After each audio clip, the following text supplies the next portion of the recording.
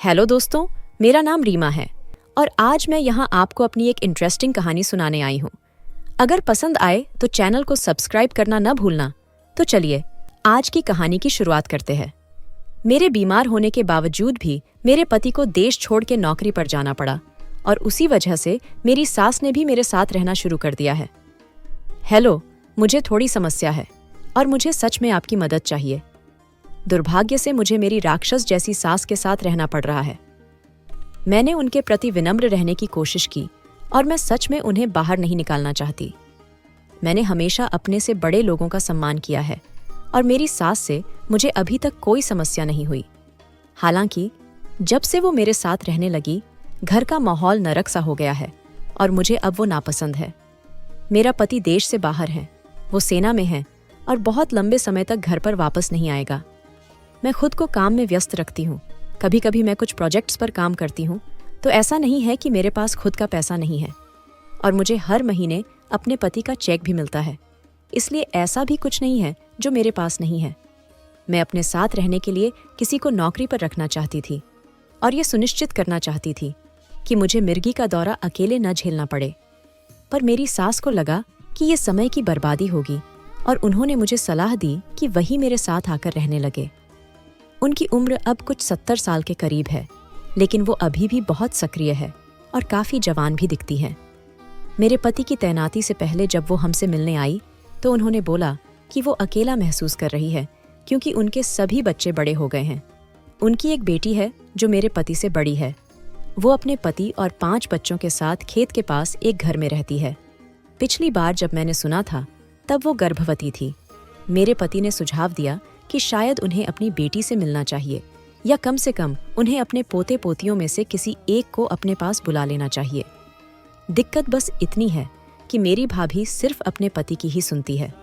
उनका पति नहीं चाहता कि बच्चे तकनीक या बाहरी दुनिया के संपर्क में आएं, इसलिए वो उन्हें लंबे समय तक घर से दूर रखने के लिए कभी सहमत नहीं होता। मेरे पति के जाने से कुछ दिन पहले मुझे अब तक का सबसे बुरा दौरा पड़ा। मेरी सास के अलावा घर पर कोई नहीं था और वो कम से कम मुझे अस्पताल ले जा पाई। ध्यान रखें कि वो 67 साल की एक कमज़ोर महिला है। जब 102 को प्रतिक्रिया देने में बहुत अधिक समय लगा तो वो खुद ही मुझे अस्पताल ले गई। मैं कोई पतली औरत नहीं हूँ और मुझे उस वक्त दौरा पड़ा हुआ था। मैं केवल कल्पना कर सकती हूँ कि उन्हें कैसा महसूस हुआ होगा। जब मेरा इलाज हो चुका था और मैं डॉक्टर से परीक्षण के नतीजों का इंतजार कर रही थी तो वो मेरे साथ रुकी। जब मेरा पति आखिरकार अस्पताल पहुंचा तो वो उनसे नाराज हो गई। उन्होंने बोला कि उसे देश छोड़ने से पहले मेरी हालत के बारे में सोचना चाहिए था। वो तुम्हारी पत्नी है, तुमने उसकी देखभाल करने का वादा किया था, उन्होंने कहा। वो बहुत तनावग्रस्त दिख रहा था। उनका इरादा अच्छा था, लेकिन ये उसका काम था और मैं उसे कभी भी इसे मेरे लिए छोड़ने के लिए नहीं कह सकती थी।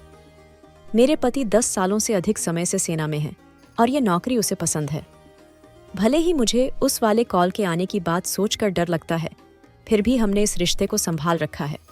वो सबसे निस्वार्थ और बहादुर आदमी है।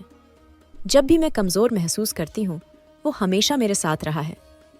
मुझे पता है कि अगर मैंने उसे अपने साथ रहने के लिए कहा और भले ही उसका पैशन पीछे छूट जाए, फिर भी वो तुरंत सब कुछ छोड़ देगा। लेकिन मैं ऐसा कभी नहीं कर सकती। मेरी हेल्थ की वजह से पहले ही उसने काफ़ी छुट्टियां ले रखी है। मैंने एक मुस्कान अपने चेहरे पे लाकर अपनी सास से कहा कि उन्हें उसे डांटने की ज़रूरत नहीं है। मैंने उनसे कहा कि वो जाने वाला है और मैं अपना ख्याल या तो खुद रखूंगी या फिर किसी से मदद मांग लूंगी। मुझे लगा कि मुद्दा वहीं ख़त्म हो गया है, लेकिन मुझे नहीं पता था कि मेरी सास मेरे पति के पास वापस गई और उससे पूछा कि क्या वो मेरे साथ रहकर मेरा ख्याल उसके वापस आने तक रख सकती है। मैं वैसे ही मेरे उपचार विकल्पों पर विचार कर रही थी और उनमें बहुत पैसा खर्च होगा और किसी को काम पे रखना पर और ज़्यादा होगा। उन्होंने मुफ्त में रहने, मेरी देखभाल करने और ये सुनिश्चित करने की पेशकश की कि जब मेरा पति वापस आए तब तक मैं ठीक हो जाऊंगी। जब उसने मुझे ये बताया तो मुझे आपत्ति हुई, इसीलिए क्योंकि वो बड़ी है और मैं नहीं चाहती कि उन्हें हर समय मेरी देखभाल करनी पड़े। इसके अलावा मैं उनके सामने कमज़ोर नहीं दिखना चाहती थी। मैं उन्हें अपने स्वास्थ्य के बारे में परेशान नहीं करना चाहती थी, लेकिन उन्होंने जिद की और उसी वजह से उन्होंने मेरे साथ रहना शुरू कर दिया। शुरुआत में हम एक दूसरे के साथ मिलजुल कर रहते थे। पहले खाना बनाने और घर का काम मैं अकेले ही करती थी, पर बाद में उन्होंने भी शुरू कर दिया क्योंकि हम दोनों की डाइट अलग है। ये मेरी बीमारी की वजह से है तो समझ आने वाली बात है। मैं कुछ चीज़ें खा सकती हूँ और कुछ नहीं। इसके वजह से हमारे बीच कुछ चीज़ों को लेकर झगड़े हुए, जैसे कि उनका मेरा सामान इस्तेमाल करना। मुझे पता है कि ज़्यादातर लोग शायद ऐसा नहीं करेंगे, लेकिन मैं किसी ऐसे व्यक्ति से मिली जिसने मुझे बताया कि मेरे लक्षणों को ठीक करने के लिए उसके पास प्राकृतिक उपचार हैं। उन उपायों से वास्तव में मदद मिली। केवल एक बात ये थी कि मेरी सास जड़ी बूटियों या प्राकृतिक चिकित्सा की प्रशंसक नहीं थी। वो एक कट्टर ईसाई हैं और हालांकि वो चिकित्सा में विश्वास करती है, वो प्राकृतिक चिकित्सा में विश्वास नहीं करती है। मुझे नहीं पता था कि ये उन्हें कितना पसंद नहीं आएगा, इसलिए मैंने सोचा कि मेरी चिकित्सक शीला को मेरे घर लाने में कोई परेशानी नहीं होगी। वो मुझे दिखाना चाहती थी कि मैं दवाइयाँ कैसे बना सकती हूँ।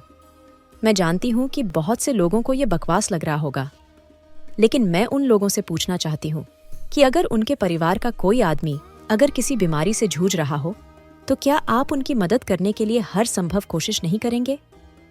मैं कुछ समय ठीक ठाक महसूस करके वापस वैसा ही बुरा महसूस करके थक चुकी थी और मैं उसकी वजह से काम भी नहीं कर पाती थी। संदर्भ के लिए, मेरी सास को नहीं पता कि मैं काम कर रही हूँ। मैं जानती थी कि वो खुश नहीं होगी, इसलिए अमर और मैंने उन्हें न बताने का फैसला किया। एक दिन वो एक दोस्त के साथ बाइबल अध्ययन से घर वापस आई और देखा कि पूरे घर में अगरबत्ती की खुशबू आ रही है। जब से शीला मुझसे मिलने आई थी, तब से मैं बेहतर महसूस कर रही थी। मैं पिछले दिन ही अस्पताल गई थी और उन्होंने मुझसे कहा कि मैं सही रास्ते पर हूँ। मुझे ये भी याद नहीं है कि आखिरी बार मुझे दौड़ा कब पड़ा था। मैं कुछ दिनों तक पुराने दर्द और माइग्रेन से परेशान रही, पर मैं वापस नॉर्मल महसूस कर रही थी। प्रत्येक दिन मैं अपने डॉक्टरी उपचार और शीला के उपचारों के संयोजन के कारण मजबूत महसूस करती थी, जिसके बारे में डॉक्टर को पता था और उसने कभी इसका विरोध नहीं किया। इसलिए जब मैं शीला के साथ एक सत्र कर रही थी, मेरी सास वापस आ गई और एकदम रक्षासो जैसा व्यवहार करने लगी। उन्होंने मुझ पर अपने बेटे के घर में शैतान की पूजा करने और पाप करने का आरोप लगाया। फिर वो और उनकी दोस्त मेरे और शीला के लिए प्रार्थना करने लगी। हद तब पार हुई जब उन्होंने शीला की चीज़ों को गंदा कहकर फेंकना करना शुरू कर दिया। मैं उनको चिल्ला के बोला कि वो जो कर रही है उसे रोक दे, पर वो नहीं रुकी। आखिर में शीला गुस्से में वहां से चली गई। जो कुछ हुआ उसके बाद उन्होंने मुझसे बात करने से इनकार कर दिया और मुझसे किसी और को ढूंढने के लिए कहा है। किसी ऐसे आदमी को ढूंढना बहुत कठिन है जो घोटालेबाज न हो, इसलिए फिलहाल मेरी मदद करने वाला कोई नहीं है। मैंने इस बारे में अपनी सास से बात की और उन्हें बताया है कि जिस तरह से उन्होंने मेरी मदद करने वाले आदमी को बाहर निकाला, वो मुझे पसंद नहीं आया। उन्होंने मुझे याद दिलाया कि मेरे पति ने मेरे स्वास्थ्य की जिम्मेदारी उन पर छोड़ी है।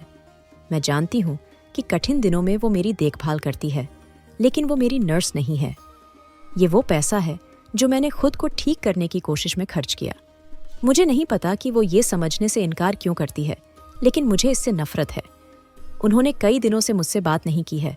मैंने भी उनसे बात न करने का फैसला किया है, लेकिन जब मेरा पति फ़ोन करता है तो मुझे ये दिखावा करना पड़ता है कि मैं उनसे मिलजुल के रह रही हूँ, क्योंकि मैं नहीं चाहती कि वो फालतू में चिंता करे। हालांकि मैं उन्हें अपने घर से बाहर निकालना चाहती हूँ। कृपया मुझे बताएं कि मुझे क्या करना चाहिए, क्योंकि ये मेरा घर है और मैं नहीं चाहती कि वो मुझे असहज महसूस कराए।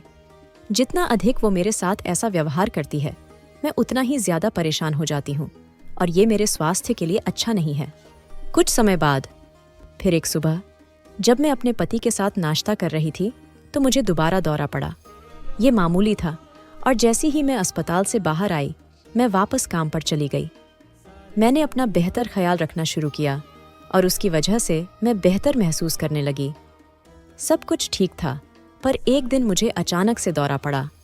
ये भयावह था और इसके परिणाम बहुत अच्छे नहीं थे, लेकिन मेरे पति ने मेरा ख्याल रखा। सौभाग्य से हमारा बेटा प्रेम बोर्डिंग स्कूल में था, इसलिए उसने मुझे कभी इस हालत में नहीं देखा था। वो 10 साल का है और वो पहले से ही स्थिति के बारे में सब कुछ जानता है और मेरा मुझे समझता है। लेकिन मुझे खुशी है कि वो बोर्डिंग स्कूल में है, इसलिए उसे इसे झेलने की ज़रूरत नहीं है। तो हाँ, मुझे बड़े दौरे पड़ सकते हैं, छोटे दौरे पड़ सकते हैं, या यहाँ तक कि अनैच्छिक झटके भी आ सकते हैं जो थोड़े समय के लिए रहते हैं। मेरी सास और मेरे बीच रिश्ता काफी खराब हो गया है। मैं कई दिनों तक अपने कमरे से बाहर नहीं आती। जब मुझे खाने की जरूरत होती है तो या तो कुछ बाहर से मंगवा लेती हूँ, या जब वो किचन में नहीं होती तब चुपचाप जाकर कुछ अपने लिए बना लेती हूँ। हमारा रिश्ता बिल्कुल भी अच्छा नहीं था। हम बस एक दूसरे से नफरत करते थे। वो ऐसे पेश आती थी जैसे मानो वो घर की मालकिन हो। उन्हें जब जो करने का मन था वो वही करती थी। उन्हें पता था कि ये मुझे कुछ चीजें कंफ्यूज कर सकती है, फिर भी वो घर के सारे सामान यहाँ से वहाँ रख देती थी। उन्होंने लोगों को डिनर पर बुलाना शुरू कर दिया और इसकी वजह से घर में काफी आवाज होती थी। अब मेरे घर पर बिंगो और क्विज नाइट आयोजित की जा रही थी। इस पूरे समय मैं उदास थी और मैं चाहती थी कि वो चली जाए। मुझे लगा कि मेरे जिंदगी में जो भी कुछ बेकार चल रहा है वो उन्हीं की वजह से है। लेकिन थोड़ी देर बाद मैंने सोचा कि मुझे खुद को ऐसे परेशान करने की जरूरत नहीं है। जो कुछ चल रहा था उसके बारे में मैंने एक दोस्त को बताया और उसने सलाह दी कि मुझे कुछ समय उसके साथ रहना चाहिए। उसने कहा कि वो मुझ पर और हर चीज पर नजर रखेगी। उसके पास एक पेंट हाउस है जो बहुत बड़ा है और इसमें वो सब कुछ है जिसकी मुझे कभी भी जरूरत पड़ सकती है। वो इतनी दयालु थी कि उसने मुझे वहां रहने दिया और मैं बहुत आभारी हूँ, क्योंकि आखिरकार मैं शांति में अपना काम कर पा रही थी। मैंने अपनी सास से कहा कि मैं वहां 2 हफ्ते तक रहूंगी, लेकिन कब 1 महीना बीत गया पता ही नहीं चला। फिर मेरे पति ने मुझे एक मैसेज भेजा और कहा कि मैं उसकी माँ के साथ जो व्यवहार कर रही हूँ वो उसे पसंद नहीं है। वो दौड़ते हुए उसके पास गई और उससे कहा कि मैं उनके साथ बुरा व्यवहार कर रही हूँ और उनके बारे में झूठी बातें फैला रही हूँ। वो इस बात से नाराज था कि मैंने अपनी सास को घर पे अकेला छोड़ दिया। मैंने उससे कहा कि उसे चिंता करने की जरूरत नहीं है, क्योंकि हमारे घर में पूरे दिन हर दिन गांव का हर बूढ़ा आदमी आ जाता है। मेरा घर होते हुए भी उन्होंने उस पर कब्जा कर लिया है और मेरे लिए सांस लेने की कोई जगह नहीं बची है। उसने मुझे वीडियो कॉल करने के लिए कहा और वो हमारे बीच हुए अब तक के सबसे बुरे झगड़ों में से एक था। उसने मुझसे कहा कि मैं अपनी हालत का इस्तेमाल करके उसके और उसकी माँ के बीच दरार पैदा करने की कोशिश कर रही हूँ, क्योंकि मैं उसे किसी के साथ बांटना नहीं चाहती थी। मैंने उससे कहा कि उसकी माँ हमारे घर में सिर्फ मुफ्त में खाना खाना चाहती है और उन्हें बिल भरने से कुछ मतलब नहीं है। जब भी मुझे उनकी जरूरत होती है तो वो मुझसे नाराज हो जाती है। वो मेरे साथ ऐसा व्यवहार करती है जैसे मैं घर में कुछ भी योगदान नहीं देती हूँ, और वो केवल यही कहती है कि उसका बेटा ही एकमात्र वजह है जिससे मैं अभी भी उस घर में हूँ। बेशक उसने इस बात को नहीं माना। हमने एक दूसरे को काफी गालियां दी। फिर उसने कुछ ऐसा कहा जिसे मैं अभी तक नहीं भूल पाई हूँ। तुम बहुत स्वार्थी हो। मुझे ऐसा लगता है कि तुम हमेशा बीमार रहती हो और ऐसे नखरे करती हो जैसे मुझे सिर्फ एक ही इंसान के बारे में चिंता करनी चाहिए। तुम्हें पता है कि हमारा एक बेटा है ना? काश मैंने ऐसी स्वार्थी औरत से शादी न की होती। मैंने तुरंत लैपटॉप बंद किया और फफक कर रोने लगी। इसके बाद उसने कई दिनों तक मुझे मैसेज भेजकर माफी मांगने की कोशिश की, लेकिन मैंने उसे नजरअंदाज कर दिया। मैं घबराई हुई थी और मुझे लग रहा था कि दौरा कभी भी आ सकता है, लेकिन मुझे नहीं पता कि मैंने खुद को कैसे संभाला। शायद मुझे इस बात का एहसास हो गया था कि जो आने वाला था उसके लिए मुझे उसके लिए तैयार रहने की जरूरत होगी। अपने पति से बात के 1 हफ्ते बाद मुझे फोन आया कि उसकी चोटों की वजह से उसकी मौत हो गई है और वो अब नहीं है। मुझे पता ही नहीं चला कि वो घायल हो गया था। मैं अपने आप में ही इतना व्यस्त थी कि मैंने न उसका और न अपनी सास का फोन उठाया था। मैं उस दिन वापस जाना चाहती हूँ और उसे बताना चाहती हूँ कि मैं उससे कितना प्यार करती हूँ। मैं सालों तक उसकी माँ के साथ शांति से रहूंगी, अगर इसका मतलब ये है कि मेरे पास वापस आ जाएगा। लेकिन अब कल मुझे उससे मिलने की तैयारी करनी होगी। कृपया मुझे शक्ति दें, क्योंकि मुझे ऐसा लग रहा है कि मैं बिखर रही हूँ। 2 हफ्ते बाद अचानक हमारे सारे झगड़े बहुत मामूली लगने लगे। मुझे अपने सास और अपने बेटे प्रेम को इसके बारे में बताना पड़ा। मेरा बेचारा प्रेम स्कूल की छुट्टियां होने पर अपने पिता के साथ फुटबॉल खेलने का इंतजार कर रहा था। मैं बहुत डर गई थी। मुझे ऐसा लग रहा था जैसे मैं पागल हो रही हूँ, क्योंकि मुझे अपने बेटे के लिए अब अकेले सब कुछ सोचना और उसकी देखभाल करना पड़ेगा। लेकिन मैंने ये कर दिखाया। मैं घबराई नहीं। मैं जानती थी कि वो नहीं चाहेगा कि मैं इतनी कमजोर हो जाऊं। वो मुझसे सीधे बैठने, साहसी रहने और ये सुनिश्चित करने के लिए कहता कि मैं आगे के बारे में सोच समझ के आगे बढ़ूं। और इसलिए मैंने यही किया। मैं घर वापस आई तो देखा कि मेरी सास कमरे में अमर की तस्वीरों के साथ बैठी हुई थी। मैं उनके बगल में बैठकर उनके कंधे पे हाथ रखा। हमने एक दूसरे की ओर देखा और वो फूट फूट कर रोने लगी।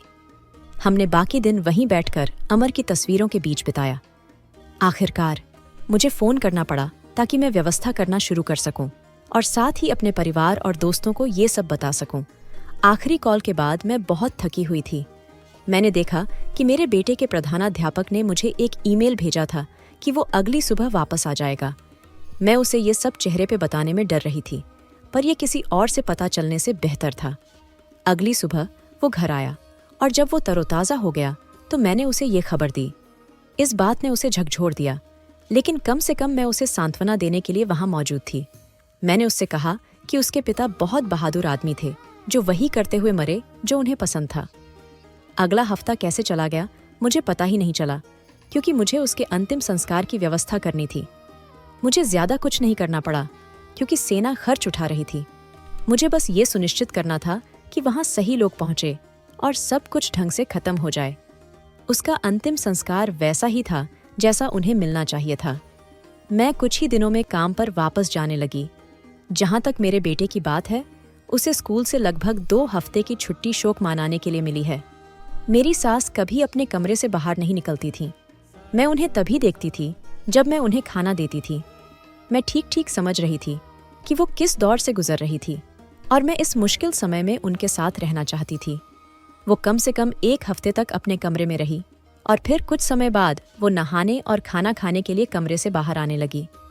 मैंने उनकी मदद करने और उन्हें संभालने की कोशिश की, लेकिन मुझे नहीं पता था कि कौन से शब्द एक दुखी माँ को सांत्वना दे सकते हैं। जब मेरा बेटा स्कूल लौटा तो मुझे अकेले रहने की आदत डालनी पड़ी। मैं एक समय पर एक चीज करने पे ध्यान दे रही थी, लेकिन मेरी जिंदगी वापस लाइन पे आना शुरू हो गई थी। ऐसा तब तक रहा जब तक मेरी सास ने मेरे घर पर आकर ये कहा कि मुझे उनका घर छोड़ देना चाहिए।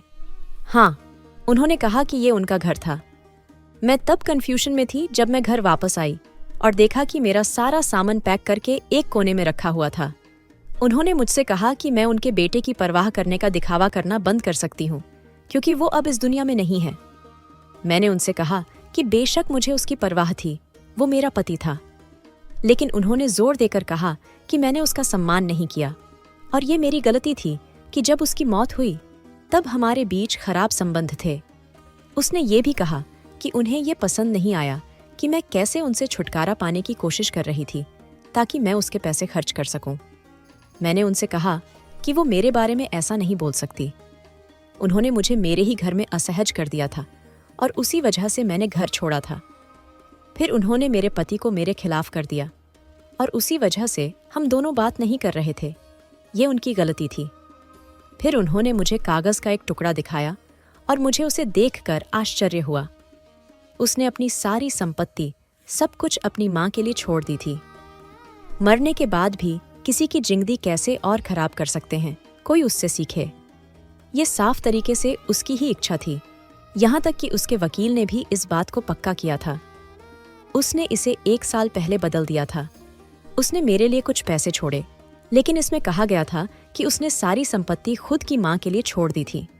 हालांकि जो चेक सेना से आ रहा था वो मुझे और प्रेम को मिलना था। उन्होंने मुझसे कहा कि क्योंकि ये उसकी संपत्ति थी, इसका मतलब है कि घर, उसकी कार, सब कुछ उन्हें ही मिलेगा। मैंने पूछा कि उन्होंने उससे ऐसा कैसे करवाया। उन्होंने मुझे बताया कि वो अपने बेटे से बात कर रखी थी कि अगर मुझे कुछ हुआ तो वो हमारे बेटे की देखभाल करेगी। लेकिन 1 साल पहले मैं ठीक ही थी, पर उस एक समय को छोड़कर जब मुझे देखकर ऐसा लगा कि मैं नहीं रह पाऊंगी। आपको अंदाजा नहीं है कि ये जानना कितना दुखद है कि आपके पति को आपके जिंदा रहना या न रहने का कोई विश्वास नहीं है। मैं जानती हूँ कि वो मुझे इस बात से परेशान नहीं करना चाहता था, लेकिन उसने ऐसा ही किया और अब वो मुझे घर से निकाल रही थी। मैंने उन्हें मुझे बाहर निकालने दिया और उन्हें ये सोचने दिया कि वो जीत गई। लेकिन कुछ ऐसी बातें हैं जो वो नहीं जानती और जल्द ही उनका खुलासा किया जाएगा। बस धैर्य रखो, मैं आपको सब कुछ सही वक्त पर बताऊंगी। कुछ समय बाद जब उन्होंने मुझसे बाहर निकलने को कहा तो मैंने मना कर दिया। वकील ने आकर साफ किया कि इसमें सभी संपत्तियों की बात कही गई है, जिसमें यह घर भी शामिल होगा। मैं गुस्से से पागल हो रही थी। मैं उन्हें झकझोर के पूछना चाहती थी कि वो मेरे साथ ऐसा क्यों कर रही है।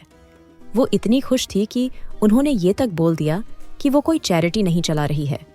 उन्होंने मुझसे कहा कि क्योंकि मेरे पास कोई नौकरी नहीं है, इसलिए मैं उनके किसी काम नहीं आ पाऊंगी, और ये बात मुझे बहुत बुरी लगी। इसलिए ये सोचकर कि वो कुछ बातें अभी तक नहीं जानती है, मैं वहां से निकल गई। मैंने शुरुआत में अच्छा बनने की कोशिश की, क्योंकि मैं एक बूढ़ी औरत को घर से निकलना नहीं चाहती थी। मैं उन्हें उनकी बेटी के घर भेजने की सोच रही थी, लेकिन अब इस समस्या की वजह से वो असंभव लग रहा था।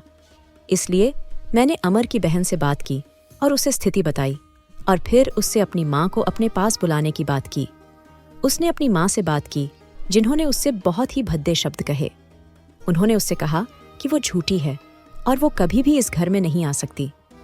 ऐसा लग रहा था जैसे वो पागल हो गई थी। इसका संबंध पक्का उस दुख से होगा जो उन्हें अपने बेटे को खोने पे महसूस हो रहा था। इसलिए मैंने उनसे अपील करने की कोशिश की। मैं उस घर से अलग नहीं हो सकती थी। वो पिछले 10 सालों से मेरा घर है। हमने और बच्चे पैदा करने और उन खाली कमरों को भरने का प्लान बनाया था, लेकिन अब हम ऐसा नहीं कर पाएंगे। मैंने उनसे ये कहा, ये सोचकर कि इसकी वजह से वो अपना मन बदल लेंगी, लेकिन उन्होंने मना कर दिया। उन्होंने मुझसे कहा कि उन्हें लगता है कि मैं बोझ हूं और वो मेरी देखभाल नहीं करना चाहती। जैसा कि मैंने आपसे कहा, मैंने उन्हें समझने की कोशिश की, लेकिन वो समझाना ही नहीं चाहती थी। मैंने उन्हें एक विकल्प देने की कोशिश की कि वो अपनी बेटी के साथ रहे, लेकिन वो ऐसा नहीं चाहती थी। मैं वहां से निकल आई, ये सोचकर कि वो अपना मन बदल लेगी। मुझे उनकी स्थिति से सहानुभूति थी, लेकिन वो इसके लायक भी नहीं थी। मेरे पास उसके साथ ऐसा करने के अलावा कोई विकल्प नहीं था। आप जानते ही हैं कि मैं ऑनलाइन काम करती हूँ। खैर, मैं बहुत सारा पैसा कमाती हूँ, जो मॉर्गेज को कवर करने के लिए काफ़ी है। मैं कई सालों से हमारा मॉर्गेज चुका रही हूँ, ये मान लीजिए कि शुरुआत से ही। वो हमारी बीच की बात थी। वो बाकी सभी चीज़ों के लिए पैसे देता था, क्योंकि उसकी नौकरी ही ऐसी थी, जबकि मैं मॉर्गेज के लिए पैसा देती हूँ। इसके बारे में किसी को पता नहीं था, ये हमारा राज था, और अब ये बात सबके सामने आने वाली थी। अब तक मेरा सब्र टूट चुका है। उन्होंने दिखा दिया है कि उन्हें मेरी कोई परवाह नहीं है। उनकी मेरे प्रति कोई वफादारी नहीं है, इसलिए अब मेरी भी उनके प्रति कोई वफादारी नहीं होगी। इसलिए मैंने अपने वकील से बात की और उसे अपनी समस्या बताई। उसने मुझसे कहा कि मैं आसानी से उन्हें बाहर निकालने के लिए अदालत का आदेश मिल सकता है, क्योंकि वो मेरा घर है। अब मैं यही करने जा रही हूँ। चाहे वो कितनी भी गिड़गिड़ाए, मैं उन्हें बाहर निकाल रही हूँ। मैं उनकी हरकतों से थक चुकी हूँ। कुछ समय बाद मैंने अपने प्लान के हिसाब से सब कुछ किया।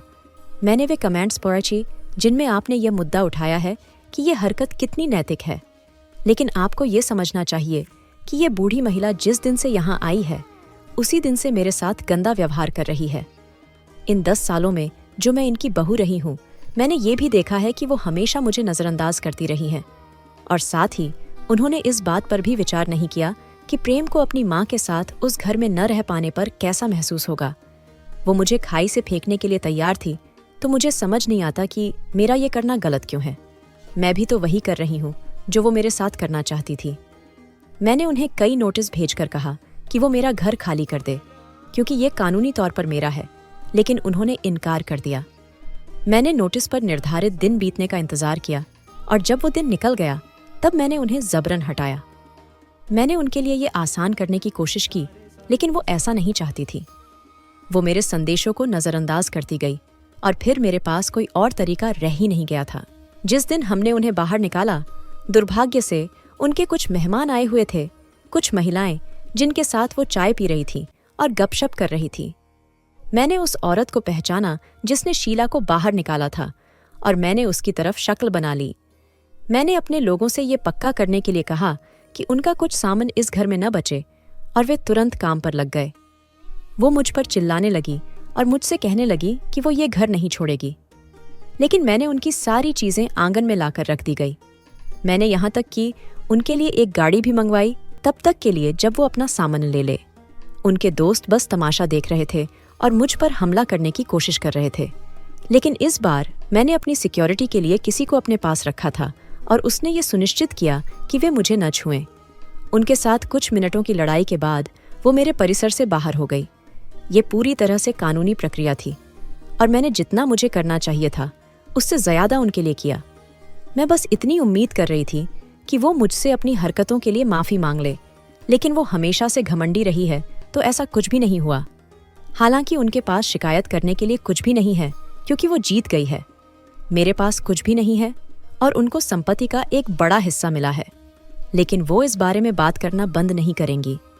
ये मेरा लिए सबसे बुरा सपना था कि वो इस शहर से निकलने नहीं वाली थी और यहीं कहीं कोई घर किराए पे लेकर रह रही थी। मुझे बूढ़ी महिलाओं से मैसेज मिल रहे थे कि मुझे पश्चाताप करने की ज़रूरत है और मुझे नरक मिलेगा। मैंने हर एक नंबर को ब्लॉक कर दिया, लेकिन वे आते रहे। जब उन्होंने देखा कि उन्हें मुझसे कोई प्रतिक्रिया नहीं मिल रही है, तब उन्होंने मुझे व्यक्तिगत रूप से परेशान करना शुरू करने का फैसला किया। मैं किराने की दुकान पर होती तो कुछ बूढ़ी महिलाएं मुझे गंदी नज़र से देखती या मुझ पर कुछ फेंकती। सबसे ज़्यादा डर तब लगा जब वो एक रात मेरे घर पर आ गए। मेरा बेटा छुट्टियों में घर आया हुआ था, इसलिए मैं अकेली नहीं थी। इतने नाटक के बावजूद मेरी तबीयत ठीक चल रही थी और डॉक्टर मेरी स्थिति के बारे में सकारात्मक थे। ऐसा तब तक हुआ जब तक मेरे घर में किसी ने खिड़की से एक ईंट अंदर फेंका और ये धमकी दी कि मुझे बच के रहना चाहिए। मैं डर गई थी। मेरा बेटा वहीं था। अगर उसे कुछ हो गया होता तो क्या होता? और फिर मुझे लगा कि मुझे शायद एक और दौरा आने वाला है। मैंने अपने बेटे को बुलाया, जो सौभाग्य से उस वक्त तक जगा हुआ था, और उससे कहा कि वो मेरे डॉक्टर को तुरंत कॉल कर दे। काफ़ी देर हो चुकी थी, लेकिन मेरे डॉक्टर ने किसी को मुझे एक बार देखने के लिए भेज दिया था। ये सबसे बुरी घटनाओं में से एक थी और मुझे पूरी रात अस्पताल में बितानी पड़ी। तभी मुझे लगा कि मैं इस औरत को इस शहर में नहीं रहने दे सकती। इसलिए अस्पताल से निकलते ही मैं सबसे पहले चर्च गई। जब मैं वहां गई तो कुछ हल्की फुल्की बातों से ही मैं वहां के पुजारी को पहचान गई थी। मैंने उसे पूरी कहानी बताई, जिसमें पिछली रात की घटना भी शामिल थी। बाद में मैंने उसे वे मैसेजेस दिखाए जो मुझे भेजे जा रहे थे। उन्होंने मेरे प्रति सहानुभूति दिखाई और मुझसे कहा कि अगर मुझे उनकी कभी भी ज़रूरत हो तो मैं उनसे बात कर सकती हूँ। साइड नोट, मैं इन दिनों चर्च जा रही थी। अगले दिन कुछ औरतें मुझसे मिलने आईं। मेरी सास उनके साथ नहीं थी। हालांकि उन्होंने माफ़ी मांगी और वापस ऐसे न करने का वादा किया। उन्होंने मुझे ये भी बताया कि मेरी सास को चर्च जाने की इज्जत नहीं थी, क्योंकि उन्होंने माफ़ी मांगने से इनकार कर दिया था। मुझे नहीं पता था कि वो इतनी आसानी से मान जाएगी। मुझे लगा था कि वो और नौटंकियां करेगी, लेकिन उन्होंने अपना सामान पैक किया और यहाँ से चली गई। उसके बाद मैंने उन्हें फिर कभी नहीं देखा। उनके जिन दोस्तों पर वो भरोसा कर रही थी, उन्होंने परेशानी होती ही अपना रुख बदल लिया था, जो कि उनके लिए एक बहुत ही बुद्धिमानी भरा निर्णय था। जो कुछ हुआ उसे अब 3 महीने हो चुके हैं और मैं अब बेहतर कर रही हूँ। मैं अब काफ़ी फिट भी महसूस कर रही हूँ, यहाँ तक कि मैं ऑफिस भी वापस आ गई हूँ। वहाँ मेरे लिए काफ़ी समर्थन है और इससे मुझे सामान्य महसूस करने में मदद मिलती है।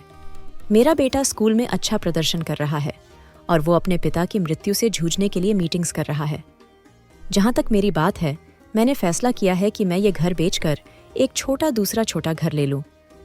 मुझे नहीं लगता कि मैं अपने पति को कभी भूल पाऊंगी। ऐसा नहीं है कि मैं उसकी मौत से उबर नहीं पा रही हूँ। बात सिर्फ इतनी है कि मुझे नहीं लगता कि कोई भी कभी मुझे उसके जितना खुश कर पाएगा। ये सुनकर आपको दुख हुआ, है ना? लेकिन सच में मैं बिल्कुल ठीक हूँ।